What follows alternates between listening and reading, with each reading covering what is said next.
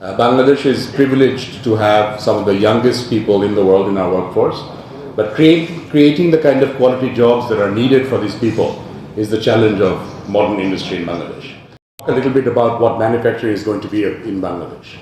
So today's morning session, I've just been informed, is not starting yet. My 20-minute is not yet started, so I can recover some time.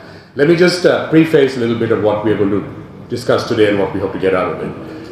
I think events such as this are critical for the future of Bangladesh manufacturing. As we transition from a manufacturing system that is based purely on arbitrage of labor to manufacturing based on sustainability and core values, these kind of industry-academia connections are critical for our future success.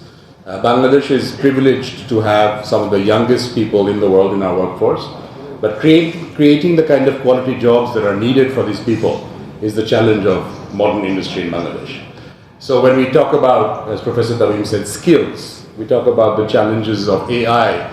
Yes, Bangladesh is one of the lowest exposed countries to AI in terms of job destruction, but it's also an opportunity to create new kinds of jobs.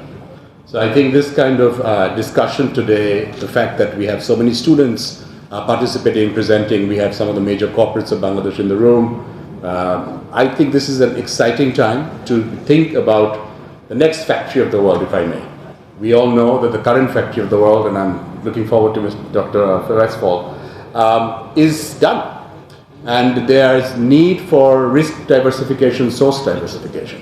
And Bangladesh is perfectly positioned, not only in terms of our demographics, not only in terms of our cost structure, but also geographically, to be a +1+2 solution. So in order to do that, we need to create the skills, we need to create the infrastructure, we need to have the enabling government policies, but most importantly, we need, as was said, knowledge and wisdom. So I believe that this entire event over the next 2 days, and particularly the panel discussions and the presentations, will hopefully take us along that journey. We are delighted and proud to be part of this, and we look forward to some meaningful discussions. Thank you so much for allowing me today.